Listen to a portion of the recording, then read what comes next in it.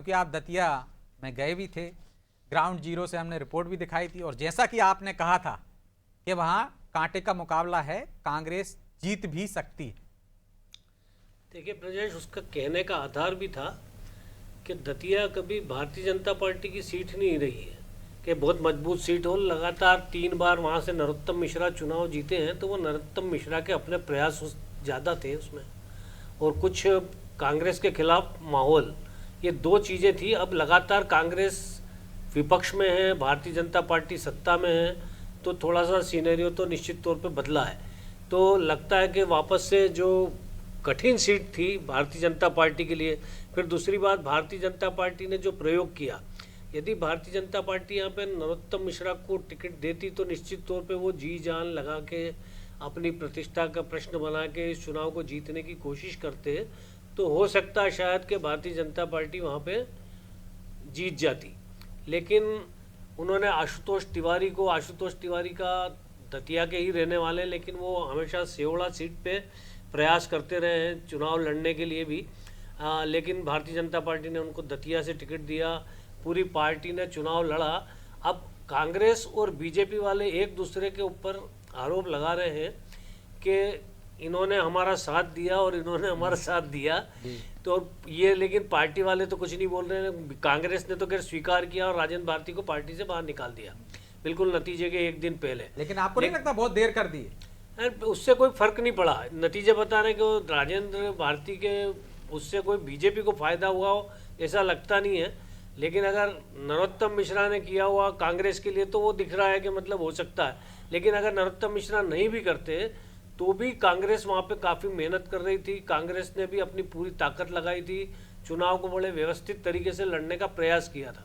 तो मुझे लगता है कि जो कांग्रेस ने प्रयास किए थे वो फलीभूत होते दिख रहे हैं यहाँ पे। दूसरी बात ये कि जो नतीजा सामने आ रहा है, इसका पूरा विश्लेषण हम बाद में कर सकते हैं कि किस तरह से यहाँ पे वोट, अभी जो दामोदर यादव वाली जो बात थी, तो मुझे लगता है उनको भी कोई बहुत ज़्यादा वोट नहीं मिला है। तो इससे कि या तो वो यादव वोट काट लेते या वो कुशवाहा वोट काट लेते, कई तरह के उम्मीदवार पार्टी के वहाँ पे मैदान में हैं, लेकिन ऐसा जातिवाद का कोई गणित वहाँ पे मुझे लगता नहीं कि हुआ है। निश्चित तौर पे जो पॉलिटिकल माहौल है, अब इसमें ये देखना बहुत ज़रूरी होगा कि जो यूथ का वोटर है, जिसे हम जेएनजी कह रहे हैं, जिसका अभी हाल आंदोलन हुआ था, उसका वोट किसकी तरफ गया, तो ये विश्लेषण करने में थोड़ा समय लगेगा। लेकिन वो भी एक, क्योंकि युवा वोटर भी बहुत इम्पोर्टेंट रखता है। दूसरा, दतिया के शहरी क्षेत्र में मतदान कम हुआ था, ग्रामीण क्षेत्र में ज़्यादा हुआ था, ये भी एक मायने वाली बात थी। तो जब पूरा निष्कर्ष सामने आ जाएगा, लग तो रहा है कि भारतीय जनता पार्टी ये चुनाव हार गई है। अब 6,500 की लीड है, 6-7 राउंड और बचे हैं, तो मुझे नहीं लगता कि वो इसको कवर कर लेंगे, या इस तरह का यहाँ का कोई ऐसा है कि इतने सीटों तक कांग्रेस जीतेगी इसके बाद बीजेपी जीतेगी, ऐसा कोई गणित दतिया में काम नहीं आएगा। लेकिन तो आपने कहा कि नरोत्तम मिश्रा होते तो जो रुझान आ रहा है वो कुछ और होता, तो मतलब फैक्टर नरोत्तम मिश्रा ही थे। विकास जो बीजेपी लगातार कर रही थी वो नहीं थे, गुटबाजी नहीं थी, जैन जी नहीं था, कुछ नहीं था, सिर्फ नरोत्तम थे। जी हाँ, मुझे लगता है कि देखिए, नरोत्तम मिश्रा के कारण ही उनका टिकट कटने से गुटबाजी जैसी चीज बनी, क्योंकि वो स्वाभाविक दावेदार थे।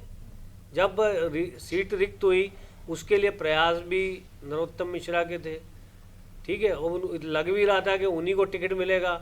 मध्य प्रदेश बीजेपी ने उनका नाम भी भेजा था, लेकिन दिल्ली से जो है वो नाम परिवर्तन हुआ। मध्य प्रदेश बीजेपी ने तो उनके लिए टिकट की व्यवस्था की थी, लेकिन वहाँ से जो टिकट बदला, तो मुझे लगता है वो बदलाव भारतीय जनता पार्टी के लोगों को भी रास नहीं आया और जनता के बीच भी रास नहीं आया। दूसरी बात मैंने बताया कि ये सीट कोई बहुत मजबूत सीट नहीं है भारतीय जनता पार्टी के लिए, जहां उसका हारना कोई आश्चर्य की बात हो।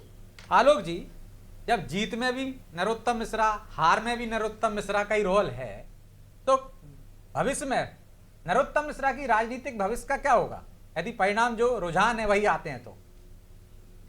बड़ा दिलचस्प सवाल है आपका राजेश जी। निश्चित रूप से भारतीय जनता पार्टी, जैसे कि संभावना व्यक्त की जा रही है, आदरणीय प्रकाश जी ने बताया, और जो रुझान आ रहे हैं उसके चलते मुझे नहीं लगता कि भारतीय जनता पार्टी की जीतने की कोई संभावना अवशेष बची है। अंतर सिर्फ इस बात का है कि यह हार या जीत कितने से होती है। इस हार का सीधा सीधा प्रभाव नरोत्तम जी की राजनीति पर पड़ेगा, क्योंकि ये माना जाता है कि नरोत्तम जी ही वहां के एकमात्र सर्वमान्य नेता थे भारतीय जनता पार्टी में। और मुझे ये कहने में कोई संकोच नहीं है कि संगठन में वही थे, पार्टी भी वही थे। यदि ऐसा नहीं होता तो जो दतिया में हुआ 14 घंटे, वो शायद नहीं होता। और उसी का ये परिणाम है कि दतिया के शहरी क्षेत्र का आदमी वोट डालने कम गया, उसका कोई इंटरेस्ट ही नहीं था इस चुनाव में।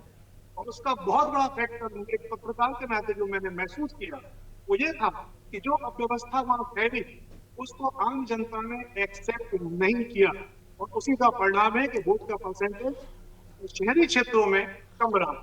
अब सीधा सीधा इसका प्रभाव नरोत्तम जी की राजनीति पर पड़ेगा, क्योंकि उन्होंने खुद कहा था कि मैं गली गली जाऊंगा, घर घर दरवाजा खटखटाऊंगा और वोट दूंगा, वोट मांगूंगा, वोट मांगना मेरा काम है।